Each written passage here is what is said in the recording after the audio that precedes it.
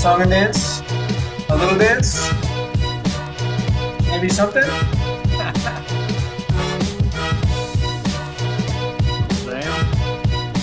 Okay, I see it.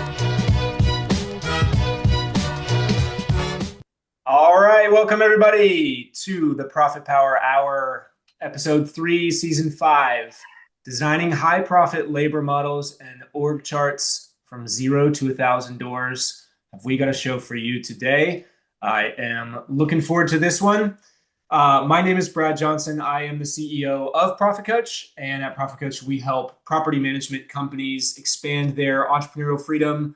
Owners of these companies expand their freedom by building highly profitable, self-managing companies.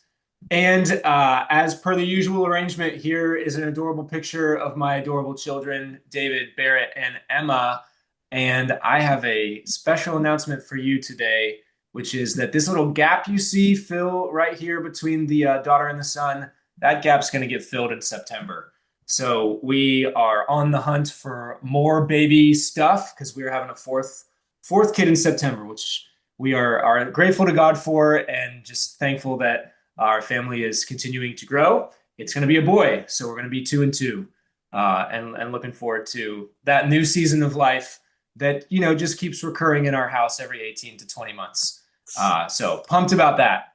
All right, and I'm pumped about this today. We have 3 operators who have built companies from 0 to 1,000 doors. We have Stephen Glover of Peak Property Management.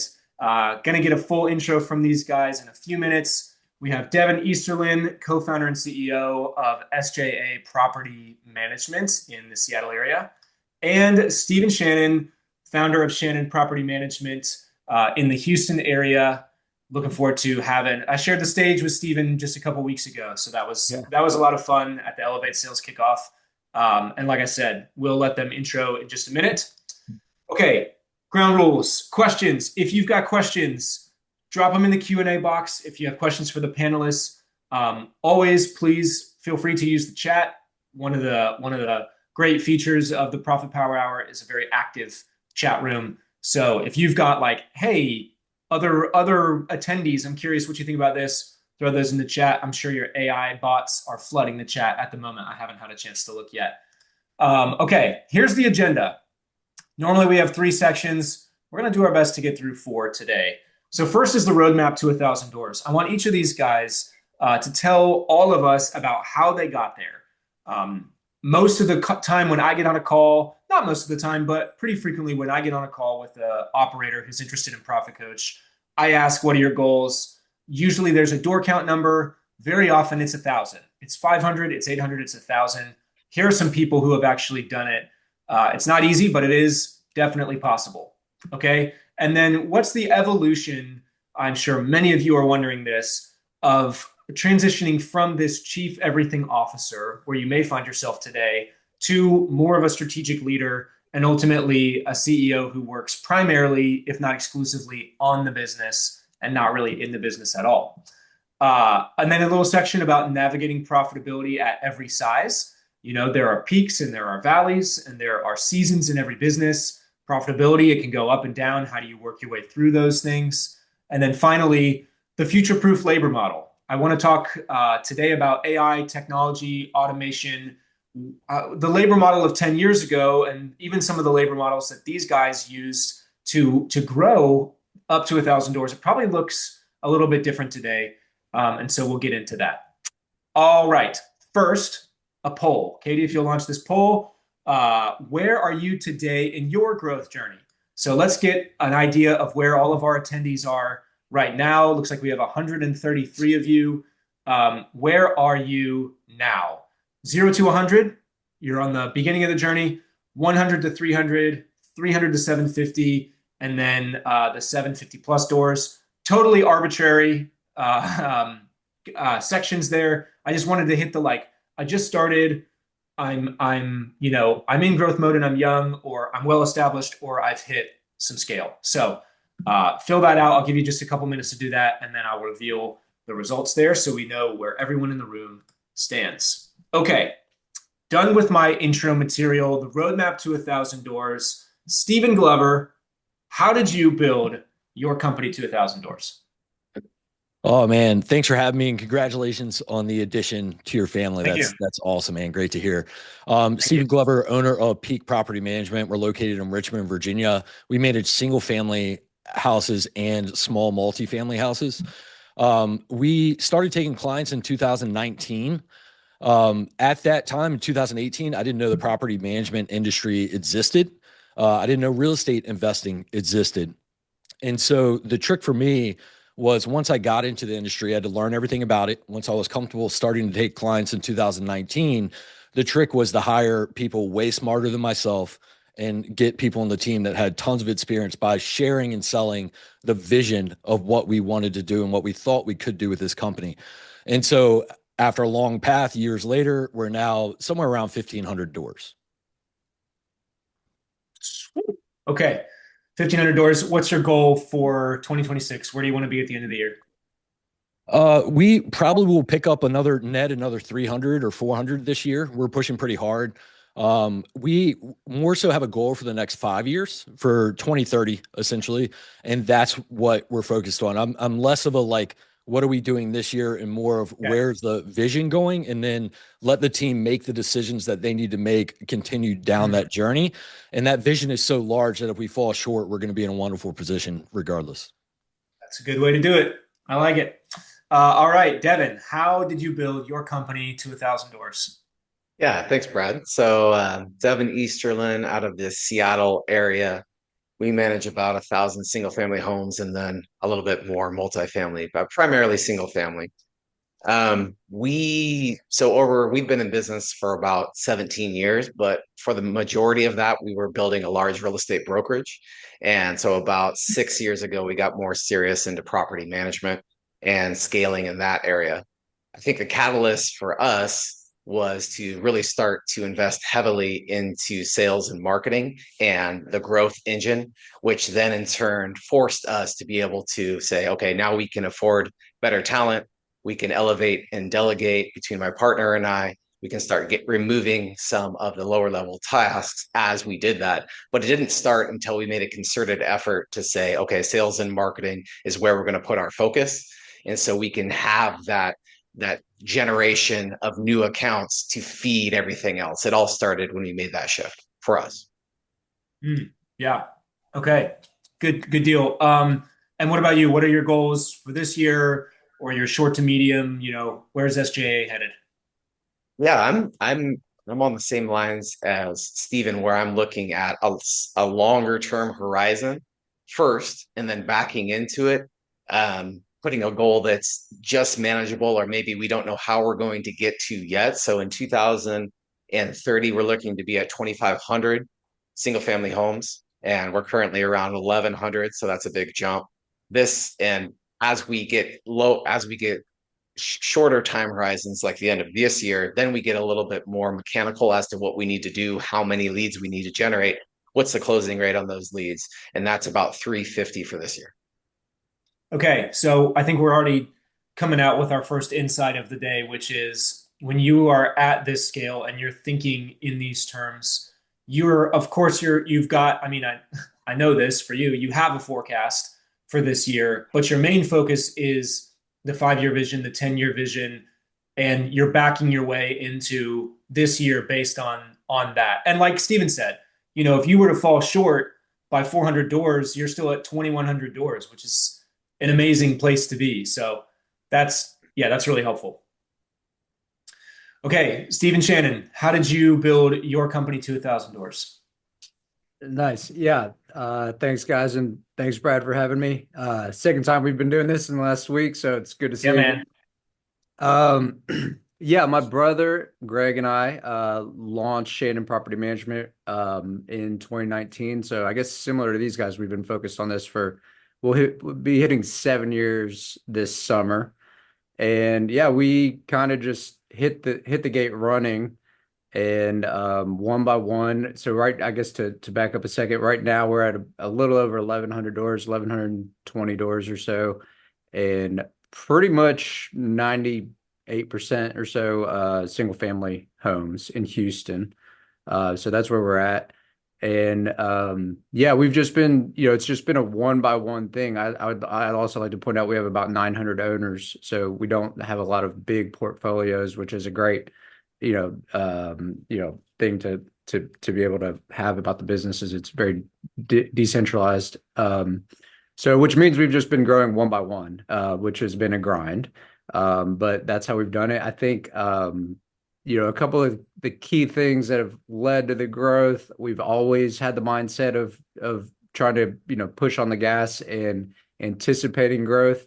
And so we've hired early. We've just always hired early. We've compressed margins, and we've been okay with compressing margins to just get the right people on the bus early, 6 months early, a year early, and just be like, we're going to grow into this. And it's not, it's either that or go crazy. You need the bandwidth, and you can't do it all. So that has been a really helpful insight to just be able to hire early. And I think, yeah, I guess to allude back to the panel Brad and I did earlier, we also hired our mom as BDM. So shout out to Amy, who has crushed sales. But I also like to point out that our operations has been our main focus, really, and our operations feed sales. You keep your Google reviews high and your reputation strong by operating with excellence, and people will come to you. And so that's kind of been part of our mindset also. We've got a solid reputation online, and because we do solid work, and that feeds our sales and growth. Yeah, yeah, that's really good. And then goal for you guys, where are you headed? Where are you headed to? Yeah, so yeah, we do have longer term goals. I think a little bit interesting. I mean, so this year our specific goal is 300 doors. So we started January 1st at 1100, a little bit off pace the beginning of this year. It's just been a little bit slow, but aiming for 1400 doors this year. And then a chunk of our goals are actually around launching separate verticals. We feel like at about this scale, we're starting to be able to support essentially an HVAC company, a brokerage. And I don't know if other people are looking at this kind of one thing that's a little bit interesting is like kind of a home concierge maintenance service. I don't know what to call that exactly, but for home owners. So that's, we're essentially looking at three separate verticals, and those are more of I mean, we do want to continue to grow the property management business, obviously, because that's the engine that feeds everything. But we like the idea of having some verticals, and specifically something like HVAC that's in the field that is a little bit shielded from AI, to be honest, is a bit of our strategic thinking on that. Sure. I think that's really helpful. And actually, I'm going to go off script very early and just have each of you talk about that a little bit. One of the things that can happen, and just one of the advantages, there are some and I'm sure you guys will talk about it. There are some disadvantages of scale. Like the problems can be multifaceted. It can steal a lot of your time. Like there are some really good reasons to settle at 400, 500 doors or 250 and be a boutique company. But at 1,000 plus, you almost have created this platform that you can use to launch other things. Yeah. So, you're talking to HVAC company. Devin, I know you guys have SJA Pros, so you have a full-fledged maintenance company. Stephen, do you guys, and Devin, if you have other vertical ideas, I'd love to have you throw them out there. But Stephen, are you guys doing things in addition to property management right now? We do have our in-house maintenance team, of course, and that generates some pretty good revenue and profit. I've almost bought painting companies and plumbing companies and HVAC companies. It's just at the last second, it always feels like I kind of snap back to reality and say, hey, look, we have something going on that's really good right here. Let's stick on this a little bit longer. And then really, if I had the right person to jump into that HVAC company, the right person to jump into that plumbing company, I would do it. I mean, there's definitely at this size, there's so much money that we're paying our vendors outside of our in-house maintenance team, that it would make a lot of sense to do it. Yeah. Yeah. Devin, are you guys exploring other verticals or you focused on, I mean, you had a big brokerage and you sold it. So you have PM and maintenance. Yeah, I think at this point, what we've realized throughout this journey is the power of focus is essential for us to be focusing on making the main thing the main thing. So I think about it more as additional revenue streams. Absolutely. What are additional revenue streams that we can get now that we have some scale? less interested at this point in adding additional companies that require, all of the attention. And, we have only a certain amount of attention and focus, and where we put that. We're typically better when we have it really condensed and focused on one primary, and then looking for additional revenue streams along the way that can help enhance, our net profit. But that's where we are right now. Yeah. Yeah, that's good. Question here from Jason. I believe I know the answer to this, but are you keeping the maintenance company under the PM umbrella, or is that a separate company that works in conjunction with the PM company? So for us, it's a separate company. Okay, Stephen, how about you? Which one? No, I'm just, Ah, I'll say, yeah, we are in the process of separating it out. Good thing you didn't have three Stevens. yep. We are in the process of separating out. Like I said, we're launching the air conditioning company, which we potentially will just roll into a complete maintenance company. But we have a licensed HVAC technician, so the primary focus will be air conditioning to begin. Okay, and then Stephen Glover, separate business. No, it's still under the same umbrella for us. We've thought about breaking it apart. It just didn't make sense yet. It's running pretty smoothly how it is now. We also, one thing that kept us from breaking apart and doing something else, largely due to focus, what Devin mentioned, but also we created a preferred vendor program to generate revenue off of each vendor ticket. And so then it kind of dissuades you from starting your own company when you can make basically with no additional work a pretty good profit on each vendor ticket that goes out as well. Yeah, no doubt. Before we move on, there was an earlier question. I think it's helpful because different people do this differently, and we're going to talk about this later. But just going down the line, starting with you, Stephen Glover, and then going Devin and Stephen Shannon. How many employees do you have in your PM company? So exclude maintenance techs. Yeah, excluding maintenance techs around 42, 43, somewhere in there. Again, at around 1,500 units. We are over invested in our team. We keep a lower DLER. We're super invested in our future. So for me, it's more important to have the responsiveness, the communication, the really high Google rating, awesome community reputation. So I'm definitely over invested in my team, and it's worked out pretty well. Yeah, that's higher than we'll probably hear from the other folks, but for a particular reason, which makes a lot of sense based on your goals. Devin, how many people in your management side? Yeah, I think, and I get that question or a lot. It comes up on panels a lot. And I think there's some more questions behind that question that really, because everyone might be doing it a little bit differently. You might be talking about stateside employees. How many of those do you have? Yep. Are you talking about RTMs? Are you talking about, strategic partners that you use? And so, it's hard to give an answer that would be beneficial to others. But for how we do it, just a little more context is we're about 50-50 between RTMs and stateside. And then we use a lot of other bolt-on services to help with our scale. And that's around in the high 30s. Okay, makes sense. And then Stephen, I think you might have said, did you say, or I don't was know it if I somebody else? said it. Yeah, but yeah, it sounds like our numbers are aligning more or less. But yeah, we're about 40, and that includes remote team members. So I think somewhere, something about 15 folks in Houston and 25 remote folks, something like that. Okay. Um, Okay. yeah. And the point that a few of these guys have made that I'll just kind of double click on is how many employees you have per unit is a good metric, but it's modified by the RTM percentage. It's changing with AI, and it has a lot to do with your ambition. So if you have 1,000 doors and you don't have an ambition to grow, you're like, I want to optimize for profitability and I want to stay here. I have enough revenue to make the income I want. You don't need 35, 40 employees. And you guys would probably all agree with that. Like you can optimize, you can be more profitable than you are, but you're optimizing for something else, which is I still want to grow some more. And all of you essentially want to grow at least double in the next few years. So you have to be a little overstaffed to pull that off, to have margin to absorb those doors. Yeah, Brad, as we were all talking here, it's I think it really comes down to what are your intentions? What is your vision for the organization and where do you want to head? Because that will Yeah. help, working backwards from that helps dictate what you can do. And to your point, if you're looking for stable income, some lifestyle there, and good profitability, well, then you can build for that. And AI is a great tool to help enhance that and get to that goal.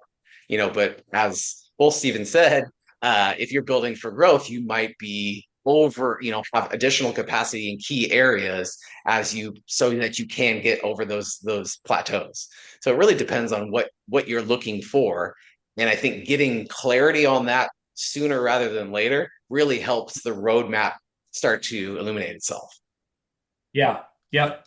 That's really good. Okay. Well, I'm about 10 minutes off pace, so I'm going to get moving here. Let me show you the results of this poll. So our audience, we've got a few people in startup mode, and then we have an equal split. So I guess my arbitrary split was pretty solid here. I'm probably most surprised that we have 27 attendees beyond these three guys who have 750 or more doors. That's a lot. These are not industry proportions. I think this probably says something about our audience just at Profit Coach and the sort of people who tune into something like this. I think the industry average, I would guess, is somewhere in the 200 to 300 range. And so 750 being equal to that 100 to 300, it's a little surprising to me. But so that's who's in the room. So we've got a lot of people, especially those last two groups, who probably have their sights set on, I bet, I've got 300 plus. I can make it to 1,000. So that'll be this. Hopefully this will be really useful for them. Why don't we start by talking about what would you do differently if you had to do it again?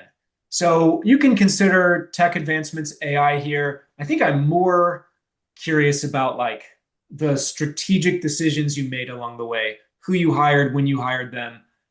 So I'm just going to open this up to the floor. If you had to do it again on your journey, what we'll do later on in the episode is okay, you're starting a company today. How do you staff it? How do you structure it to get to 1,000 doors? But if you were to redo your journey, what would you do differently?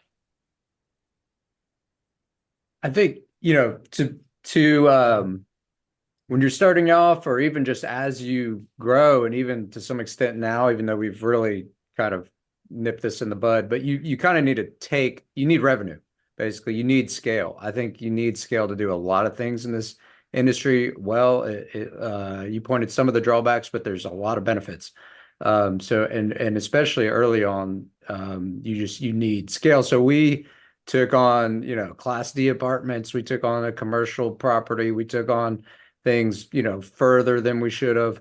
And I'm not saying we shouldn't have taken those things on, because at the time we just needed the revenue. We needed, to have a handyman that would pick up our phone call because we needed to give them some work. So, we'd be prioritized to a degree. There's just a lot of reasons you need to take things on and have something to do.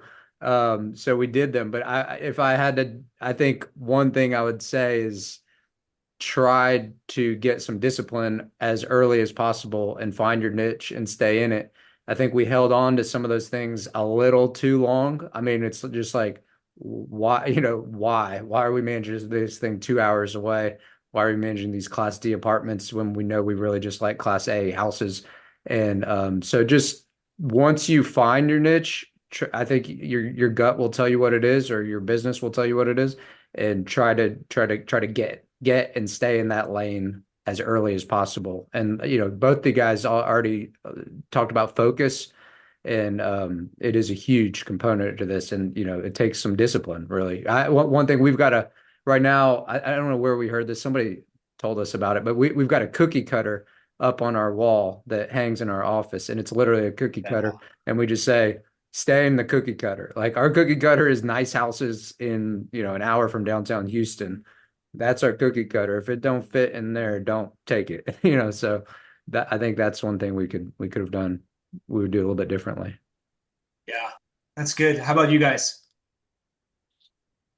Yeah, I think for me, I would have many things. So over these years, I've made so many mistakes. It's kind of hard to quantify which one I would remedy first, but I think I would focus with a primary focus on sales and marketing, heavy sales and marketing early, because that allows you to do the next thing, which is hire the most talented people you can find early. And so I made the mistake of really focusing on operations and trying to get people at the lowest cost that I could find, thinking that was the unlock is I'll try to keep my costs as low as possible. When I made the switch to working to talent density, how can I get the best possible people and stretch for the best possible people? That really changed things for us. So I'd be focused on that. I'd also be focused, like I mentioned, on sales and marketing and not making that an afterthought, but making that the primary thing that where my efforts went to make sure that was really dialed in. You can always turn down accounts. It's fine. But when you need them and you need to keep people busy, like was said, you need those sales and marketing to be a main focus. And so getting that branding correct, getting a predictable growth engine in place as soon as possible, going out to the various consultants that can help you do that right off the bat, and then coming in and focusing on culture, hiring people more for cultural fit, especially now with AR. It's when people can do almost anything, it's more on, are they a good cultural fit? Do they believe what you believe? If they join your company, do they feel like the mission can be their mission as well in furtherance of their progression? So I'd be focused a lot on that earlier on than I was. Yeah, just because you mentioned it and you're the person who turned me on to this book. You mentioned talent density. Can you give the quick overview of what that concept is? It's super powerful. Yeah, I mean, it really is about not adding headcount for headcount's sake. It's not saying we need more people. What we need is more of the right people, because the right person can give you 10x the productivity and positive momentum that you need than the wrong person. And so it's being able to evaluate your team, remove the ones that aren't buying into the mission or aren't what you're about with your culture, and adding highly talented people, not necessarily more of them, but keeping the ones that you do have and keeping them hungry for the next challenge. So getting a group, and one of the most enjoyable parts of growing a business for me has been hiring people that are better at the thing than I am.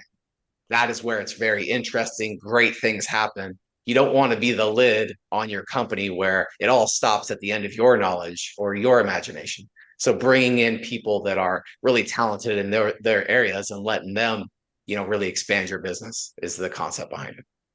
Yeah, yeah, that's really good. Stephen Glover, how about you? What would you do differently? Yeah, I actually was very lucky that I didn't know anything. And so I was like, it was easy for me to hire people that knew more than me. And so I was really good at selling the vision and really building the passion behind it of what we want to do with the company and how we were going to do it differently. And so I was able to get people that were far more experienced than me from other companies that had been in the industry and retired out of the industry and pulled them back in and brought them onto our team with years and years of experience. And so we actually over invested our team very early, and it quickly paid off because they also had the industry relationships in our market. They had the owner relationships in our market, the maintenance and vendor relationships in our market. And so we were able to take off from the start culture wise, relationship wise, reputation wise, like, oh man, we had all these A players on our team.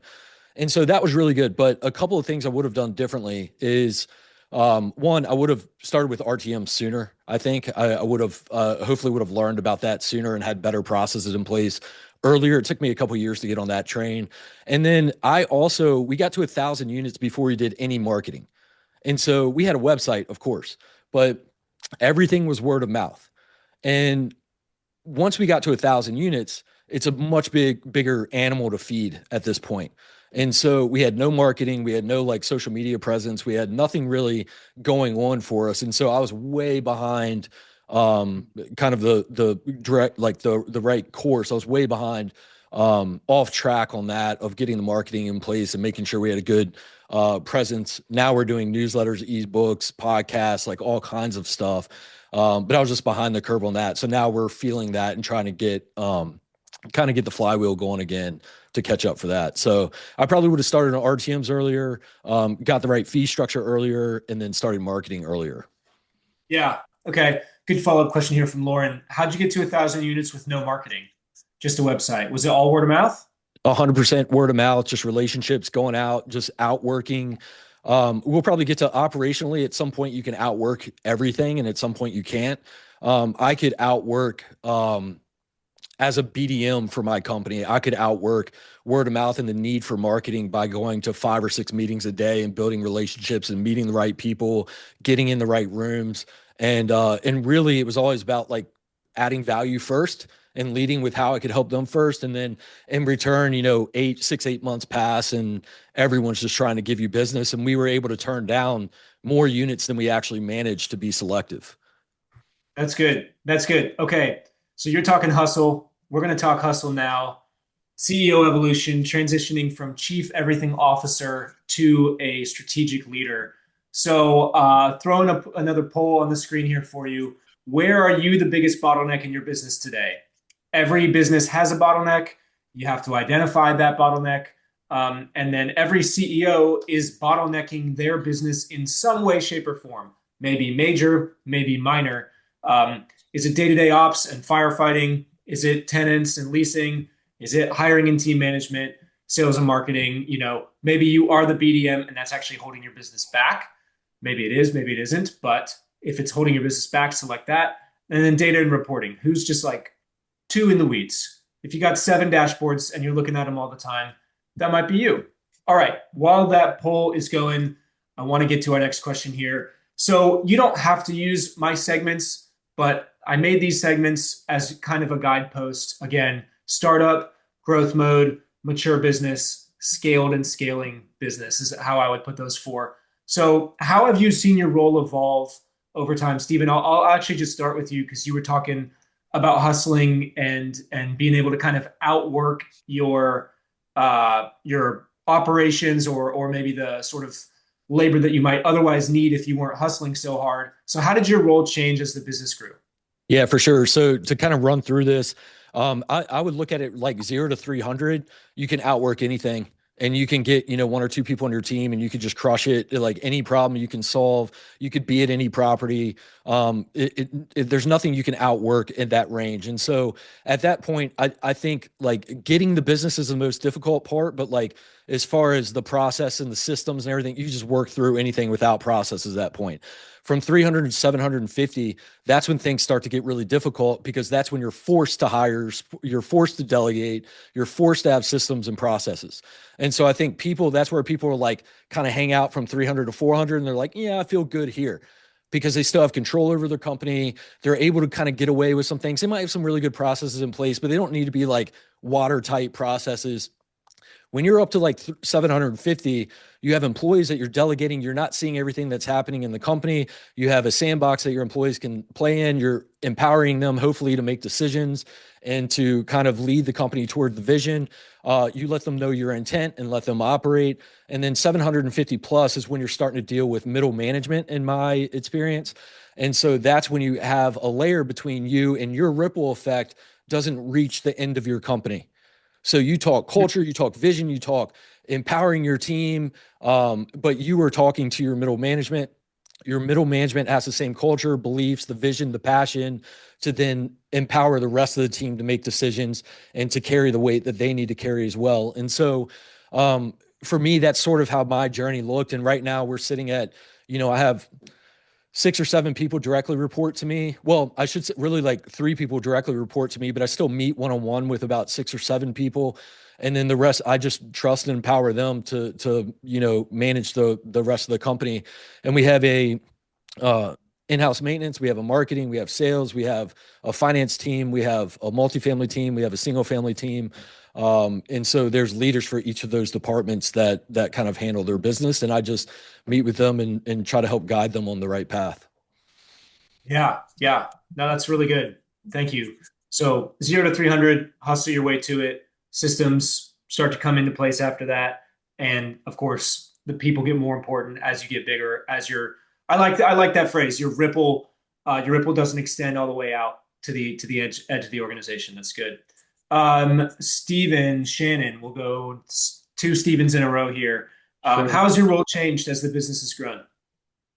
Oh yeah. I mean, it's hard to go through it one by one like that, but yeah, I would echo a lot of the same ideas. Obviously at the beginning, you're doing everything. So yeah, it definitely takes hustle. I mean, if you're starting from zero, which we did, At the beginning, obviously, a lot of what you're doing is sales. I mean, you're just trying to sell because there's nothing much to operate. I mean, the first 50 doors are just, you're just selling because there's not much to do. Eventually, there becomes so much to do that you are torn, or there's a tension between I can't do this sales and the operations, so you have to start picking up some support. I think some RTMs doing administrative work and even supporting the sales and the contracts and things um, can be super helpful to just buy you some bandwidth back. But yeah, I definitely wanted the operation. I already touched on this, but I just do think it's important. I mean, the operations and success in the operations, our mindset was the sales will come if we become known as just a great service provider. So, sales has always been kind of the follow on to having great operations, and we've just made sure that we never let the operations slip. So as we get, yeah, so then you get up to, 300 doors or so, it starts to get more than you can wrap your arms around, and you need some great team members. One thing, we've worked with some great outside consultants from time to time. So, at different points, you got your operations is full on, your sales is blowing and going, or what, your bandwidth is taken up. So there's like project-based outside consultants have helped us kind of achieve different level ups. Like we worked with this is not a paid advertisement, but we worked with PM Path Builders, helped us. We put together like a 400-page SOP with them. It took almost a year, but we couldn't have done that by ourselves, and we damn sure needed it. And we couldn't have, crossed. I think that was around 500 doors. We needed that to continue to grow. It's just getting too chaotic. People didn't know what to do. There's not enough consistency. At about 700 doors, we brought on another consultant to help us with our comp structure and some other strategic initiatives. The PMs were giving them more and more doors, and they're like, what's the point? Like my salary is the same. We had bonuses based on metrics and things, but they weren't necessarily tied to what the company wanted to do, which was grow. So, or whatever insight that is, I think there's been, a few times where in order to get, whatever kind of plateau you reach or hump, you might want to look to some outside service providers for some project-based support. We've done that a handful of times and it's been super helpful. So yeah, and then, we are where we are now. We're like Stephen kind of described. We've got I've got direct reports. Everyone has, there's teams. We like to limit direct reports to 7 or 8. So, however the math works out on that, people have got direct reports. They have monthly one-to-ones, and, there's a bit of a hierarchy in place. Yeah, that's good. Man, I have so many follow-up questions and not enough time, so I'll have to save them for another time. Devin, how about you? How has your and Derek? I mean, you guys are partners and you've kind of built this together, but how has your role changed as the company's grown? Yeah, and I think it's specific to each individual. I think both Stevens really knocked kind of the evolution of most. What I would say is focusing on the areas that you really enjoy in the business and then elevating and delegating, to borrow a phrase from Traction. So, the way that we did it after we got our act together, which took a while, but was putting together the org chart and then looking at putting a name in there for every role. And my name might have been on 3 roles for a while, right? I might have been acting as the general manager, a property manager, and the BDM, for example.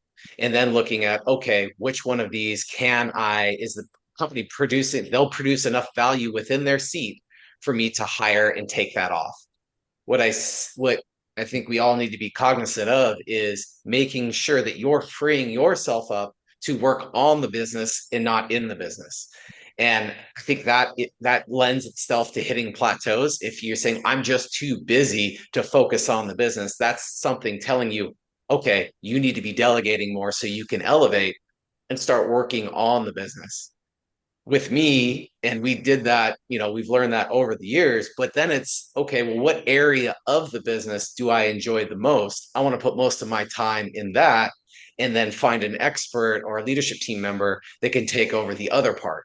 Because a lot of this for me, and I've been in this longer than most, 17 years, is you want to stay engaged. You want to feel as though you're really enjoying what you do. And you can get burnt out if you're not in a role that suits you and what your desires are, just in life. And so once we start doing that, it became a lot more fun to be a part of a growing business when I'm not focusing on areas that I'm not as good at, but in areas where I have more enthusiasm, because you'll find that just because you can do it doesn't mean you should be doing it. And that's what I had to. Yeah. Even though you maybe have to do it early on, it's not something Yeah. that you should be doing forever. So that actually leads nicely into this next question, which we'll keep brief so we can keep moving. But that's what's the hardest thing for founders or for you in your experience to let go of as you scale? Devin, I'll just stay with you. Like, what was the hard thing that you had that you know you needed to let go, but you waited too long to let go, and you were like, I should have not done this. I should have done this a lot earlier. Yeah, I think I should have allowed people, trusted others to be able to own the outcome sooner rather than Ah, feeling like I need to be a part of that. And just understanding that, yeah, it's not going to be perfect, but that saying of 80% done by someone else is 100% great. That idea of letting loosen the reins a little bit and saying empowering your people to own in putting a culture of ownership around these things sooner, and that would have been better. You're trying to hold it all, you can only hold so much, and it acts yeah. as a containment. That's good. That's good. Stephen Glover. Yeah, for me, if you have really good people on your team that are really squared away, you have no issue letting things go. And I think like it's an ego thing. If you as the CEO think that you're the best at everything, you're not. Just put the right guidelines in place and let the people play in a sandbox so they can't get in trouble or go out of bounds or anything. Have the right checks and balances in place. But you hire the right person for the job, they can do it 10 times better than you in most cases. You just keep them aligned on the culture, the values, and the vision. So for me, I didn't personally have a hard time letting things go. Again, I'm in a different scenario. I'm hiring people that know a lot more than I do and have a different experience, but I bring the value, the culture, the vision to the team. And so I really do. I'm proud of how we've empowered our team and allowed them to make decisions and take ownership of their responsibilities. And I think that's one of the reasons we've been able to grow. I would say that most people that I see who are trying to build a business will not let go of the decision making. They won't allow their team to take ownership of their own decisions. So that's probably the number one thing for me. Yeah, that's good. Stephen Shannon.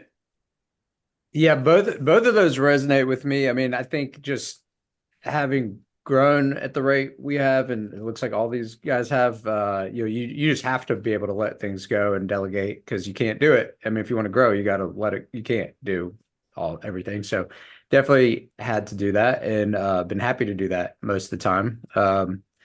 Let me see. I mean, one thing I'm kind of like running across now and considering more in is actually hiring people.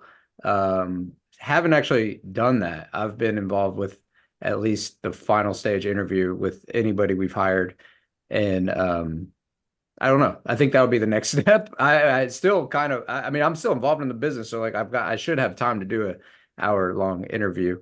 But I could see that being, at some point, just that I'll let you know when the first time we hire someone without me giving a stamp of approval or me and my brother giving a stamp of approval. But that's kind of the next step. I think we could. I think our culture is strong enough, and I trust our people. There's just something about that one that is like I would like to at least meet the person before they sign the contract. Um, I think that's reasonable. I yeah. mean, I don't think you have to. Yeah, Yeah. that's just an Yeah. opinion, but I don't think it's an unreasonable thing to say. As the owner of the company, I'd like to get a little FaceTime with this person before they join our team. I I think agree. I may never give that one up. We'll see. There's someone yeah, in a hammock in it all Fiji. just depends on what's important to you, and it sounds like that is important to you. So Big it's your time. business, and you can do with it what you want.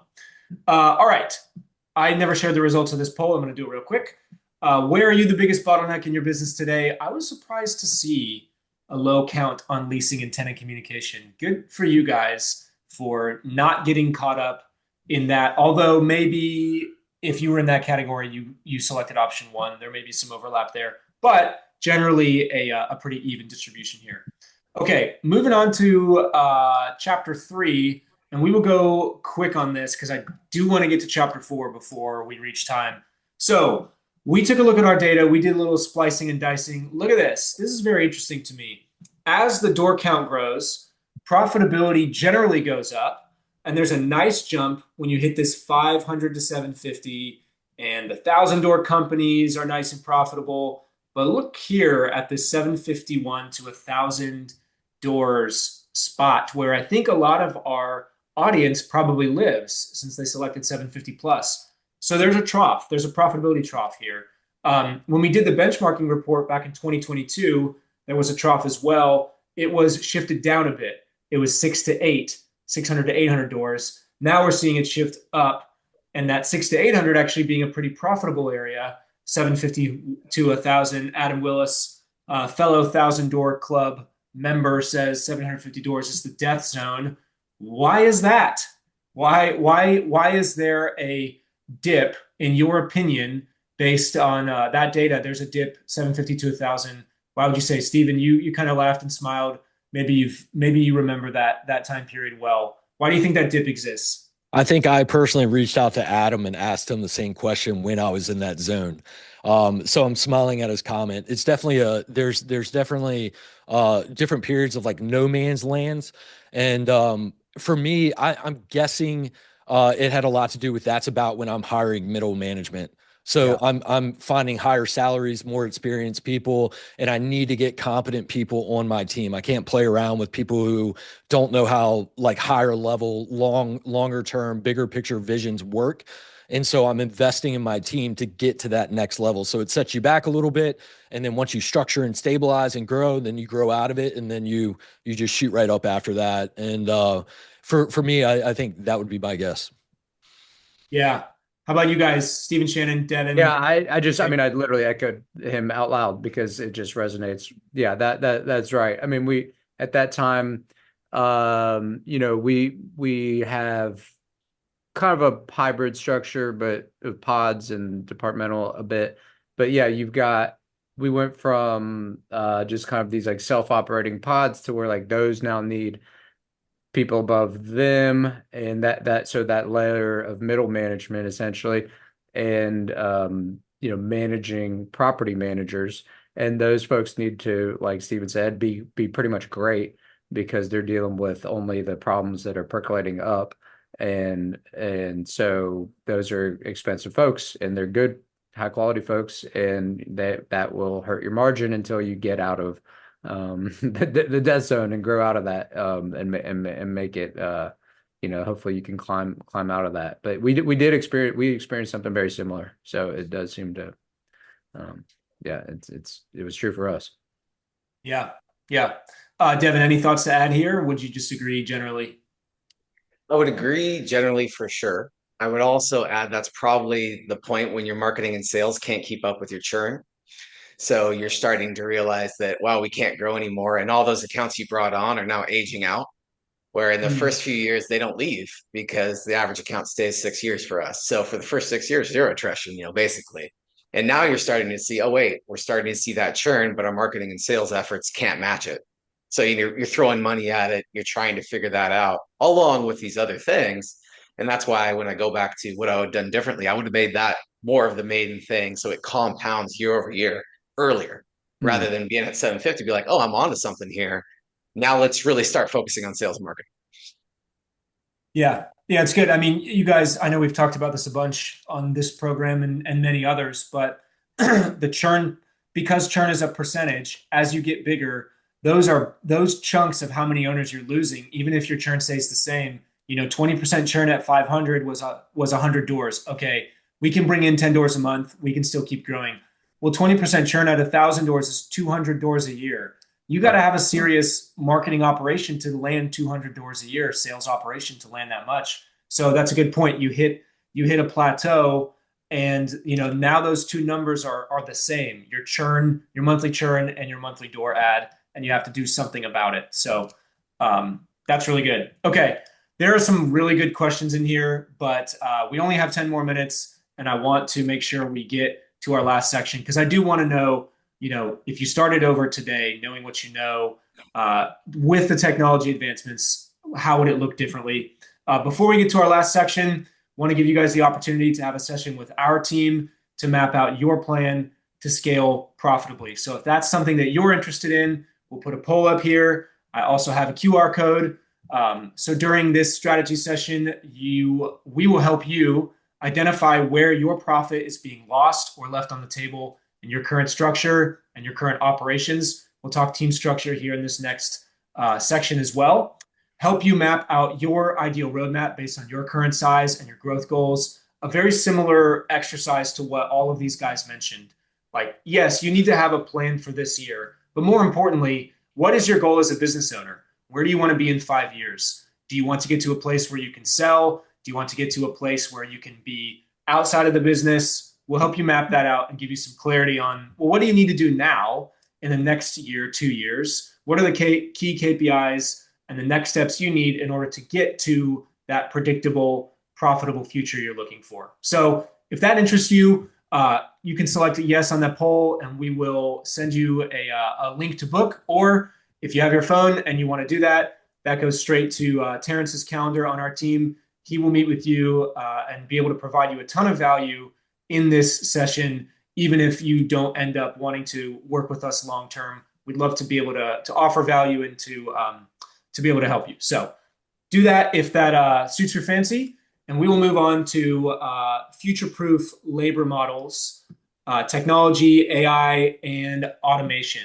So before we do this, I think, because I've seen it in the chat a couple times, I want to ask, and I should have done this in the intro, but there was just a lot to get to. How are each of you structured? Departmental, pod, portfolio, hybrid? Stephen Glover, start with you, go across. How do you organize your labor right now? I would say hybrid. We're kind of all over the place. But I will say that at one point we were pod, at one point we were departmental, at one point we were pod again, at another point we were departmental.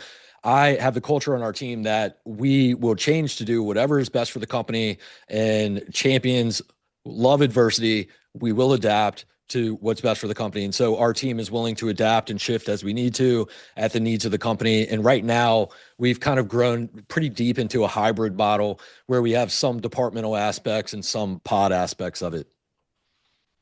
Okay. Devin, how about you? I would reiterate what Steven said. So we are a pod model that has a lot of hybrid department aspects to it.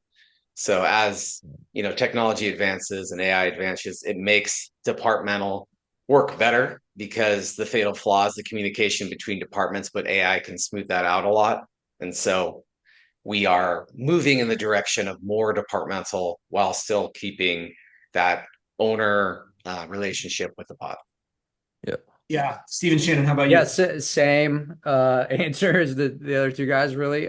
We've been pod. We were 4-person pod, which I kind of always thought was a little bit heavy and leads to a little bit of bloat almost inherently, because no matter what the size is, you got 4 people in there. We had a property manager in Houston, a maintenance coordinator, a leasing coordinator, and kind of a tenant relations person. All the 3 roles, other roles being remote. We have since centralized our leasing operations and broken those into 3 specialist roles, being applications processing, renewals processing, and essentially like communications during the vacancy with applicants. So yeah, we're hybrid, pod with a centralized leasing team. And I would also echo that we like the idea, like we just did move towards a more departmental centralized approach, and we like to continue that. And as it relates to AI, AI right now, I don't think can take the place of a full human, but it can certainly take the place of a small task. So if have more special, departmental leads to more kind of specialist roles. So if you can take AI can kind of chip away, I think, a little bit easier at those specialist roles, at the just task-based things that a specialist would do. And so that's kind of part of our mindset on that. Yeah. That's good. So you heard everybody, the pretty broad consensus there. For what it's worth, that was the model I used too. We had 1,300 to 1,400 doors throughout my tenure at Sawyer, and same deal. We had every owner had one point of contact, Yeah. but you better believe that for all of those specific things like applications processing, renewals processing, we had people who were dedicated to doing those things and doing them really well. And so I'm not saying there's only one way to do it, but over 1,000 doors, I do think there's a pretty strong convergence of the hybrid slash pod model being pretty ideal to segment out the processing work per individual and then the owner relationship owner. There are definitely some large, fully departmental owner contacts, this person for maintenance and this person for something else. That can work. But I think there is a simple solution for most people, which is make sure your owner has a person, a manager to communicate with. That can be really helpful. Okay, so if you started today from 0 doors with a goal of 1,000 doors, money was not really an object. You don't have endless money, but you're like, I'm going to invest in this company. Who would be the three people you would hire? What are the roles you would hire for? I'll go open ended. I think for me, like again, thinking of like money is relatively low. I have a little bit to invest, but I'm starting from 0 doors. I would hire an RTM for the admin work. I would hire a maintenance tech because I probably don't have the vendor relationships yet. And then I would hire a property manager so they could do all the running and I could work on the business as much as possible. Okay, so RTM for processing, maintenance tech, and a PM so that you're working on the business and they're doing the property management activities. I should also say that I would outsource as much as possible before I hired anyone to start with. Like I should also like before I make any hires, I'm using as much technology and outsourcing as much as possible, and then I'm starting to hire for whatever my needs are at that point. What sort of things are you outsourcing in that scenario? I mean, everything I can, like any sort of maintenance help, anything, any sort of accounting help, bookkeeping, like anything I can outsource with all of these different vendors we have in the PM space. Just make sure it's a trusted, well-known, reputable vendor. Outsource what you can. It's going to be way easier than hiring and maintaining a culture and training and all that stuff. And then when it comes to hire, my experience is I needed someone who could fix things that I didn't have vendor relationships, and that was the tech. I wanted someone to run and do all the like showings and everything that were absolutely like did require a lot of skill. That was the PM, and then an RTM to do the administrative customer service side of things. Yeah, that's good. That's good. And Todd would like to add a vibe coding, vibe coding comment to vibe code and automate. Yes, you can get a lot done. Devin and Steven, how about you guys? Who Yeah, would be that's your funny. first I was gonna hires? say that too. Yeah, how about three AI developers? How about that? No, I'm just kidding. I know we're not, but one might be one of the first three. Honestly, just start building your own software. I've heard Todd say that recently. Um, but yeah, I think those are probably pretty good. I mean, really, if you want to be kind of just like orchestrating things in an ideal world, say, I mean, at 0 doors, you're not hiring three people. Let's just say that. So this is at You know somewhere what I down. mean? Yeah. But you say you've got the ability to do that. Yeah, probably a RTM to just kind of do task based things or slash someone who can develop and vibe code to get a lot of those things done. But a property manager in Houston to do the things, and then probably a salesperson, and then you could be orchestrating those. Yeah, that kind of makes sense to me. Yeah. Yeah, it's a bit of a tough question. I guess I'd have to like kind of really think through the structure of how we'd really be handling that, but something like that. Good stuff. Devin, how about you? Basically, it'd be what are my goals for it? What am I trying to get out of it? But if it were starting again, I would hire like a resident experience coordinator to handle all of the stuff that goes on, a maintenance coordinator, and then a general manager slash operations systems manager that was tech forward. Those would be my three, and then I'd act as the license and the BDM, but not doing the actual work. And then as soon as possible, start delegating off from there. Yeah, yeah, that's good. Okay, bonus question here before we go. What roles do you think PM companies are over hiring today, or where have you overhired? We talked about under hiring. What roles are, yeah, what roles are people over hiring? What do you think is maybe another question alongside that is like, what's on the way out or not as needed as much as it used to be? I mean, admin and data entry type, just task click buttons and data entry type things are definitely, not probably long for this world, I would say. Customer service, human to human contact, those type of skills are going to be, safe or whatever. But yeah, just the pure admin, and that's a transition that's going to take a little bit of time. I don't think, voice AI is ready for the big show, in my opinion. We're not really big fans of it. But so we're wherever we can, we're using technology to do some of the basic admin and data entry and reallocating that labor towards customer service roles. Yeah, that's good. Steve and Devin, how about you guys? Anything come to mind for overhiring, underhiring?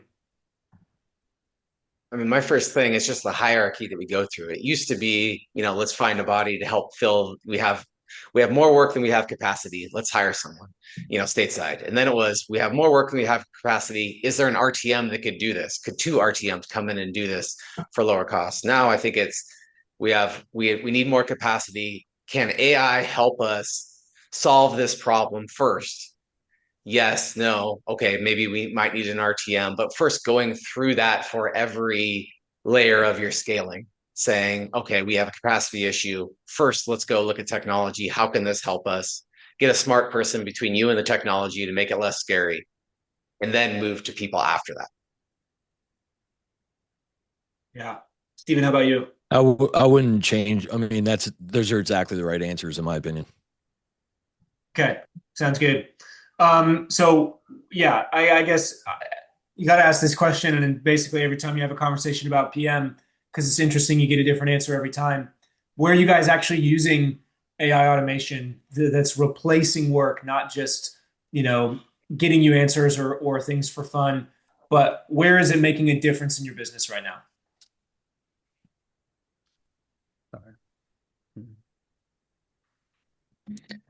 We're using it, I mean, all over the company, but I'm not like Todd or the other people that's like vibe coding like crazy. What I'm keeping I'm keeping track of it, and I'm like staying up to speed on everything. And then I figure like I'm just going to hire someone to let it to kind of come in and write code and do whatever they need to do to let it take over the company. But I was talking with my vice president of operations yesterday and saying, hey, before we make further hires in some capacities, we need to start considering technology first, it kind of at a more like broad sense. And so I don't think it's overhyped. I think it definitely it should be hyped up. And I think we need to be very well aware of what it can do. Again, I'm not like going to be the expert in my company. I'm going to hire someone who is, and then let them go at it and just have a general sense of kind of how it's working and things like that. So. Yeah, I Yeah. guess a couple ways. I mean, I kind of said I don't love the voice systems yet, especially engaging with our owners, and I stand by that. Just don't think it's quite ready. It's a little bit uncanny to me, and I don't love it. But texting, it is pretty good. So certainly texting with tenants and applicants is something that we've found a lot of success with in terms of delinquency and the application process and learning about rental properties. AI text with those people, and it can be really well done, and people don't really even realize it necessarily, or you might want to disclose that. But either way, texting is I found a better use case at the moment than voice. And then also just for as far as automations and things, there's a lot you can do with Zapier, and you can run things through Claude, and well, a third category though is kind of taking your internal meetings, say a sales call, or we talked about it in a previous conference, or interviews, any internal meeting, level tens, and run it. Hey, how'd this meeting go? What can I do better as a leader? I think that's something that doesn't get talked about a lot, but you can run these transcriptions or Fathom. We use Fathom to record all of our internal meetings and our sales calls and our interviews. And we're starting to run those through AI. What went well? What can we do better? Help me improve as a leader, as an interviewer. as a salesperson, and that's a pretty cool use case. Yeah, no doubt. I'm going to close with this. Kevin asked this question. I think it's a fantastic question. Is your overall quality of life, think about your business, your personal life, all of that, is it better at 1,100 doors where you guys are roughly, I know Stephen Glover, you're a little higher than that, but better at 1,000 plus doors, or was it better at 400 doors? Now, for sure. Now, Yeah, I mean, honestly, I'm like pushing on the gas pretty dang hard. So my calendar hasn't really ever been as full. I don't think. I'm doing with just meetings like literally 8 to 5 every day for 2026. A lot of it's assessing AI tools and different software systems and whatnot. But I'd rather be doing what I'm doing now than I was doing at 300-400 doors for sure any day of the week. It's just make it past kind of that hump. I would say yes, better now, personally. Stephen, Devin, agreed? Yeah, for me, I would say 100%. It's a lot better now because if you're intentional, you get to do what you enjoy doing more of. And that starts with building that leadership team. I enjoy working with them and having them do great things. And that's really fulfilling. Being a property management BDM is great for the time, but I'm much, much more in my lane now. And you would all say it was worth going through the trough of sorrow, death zone, 700-800 doors. It was worth doing. Push on through. Yeah, and we'll probably do it again. I mean, that's probably not the only one, Yeah. right? That's true. That's true. No doubt. Okay. Thanks, guys. Awesome conversation today. We will see you at Broker Owner next month. I have the privilege of doing the first breakout session right after the opening keynote on Tuesday. So I'll be on the main stage there and would love to see you. Peter Lohman and I are back on the stage on Thursday for a special partnership announcement with NARPM, which will be super cool. And yeah, if you don't, I think I mentioned this last month, it's worth repeating. If you are in this industry, which all of you are, and you care about growing your company and being great, Broker Owner is close to a non-negotiable. It is the most valuable thing you will do. Yeah, Brad Randall is here. He is making sure that you're coming. I'm making sure that you're coming. This is your advocacy organization, your trade organization, and the education is off the charts. It's also super fun. So make plans to go to Broker Owner at the end of April. Come see us when you do. Shout out to me if you're coming. Let me know if you're coming. I will get you an invite to a little something that we are putting together. But right before that, week before that, we'll be back with the April Profit Power Hour. Looking forward to it. Thanks again to our panelists. Looking forward to doing it again next month with everybody. See you later. Thanks, Brad. Take care. Thanks, everyone.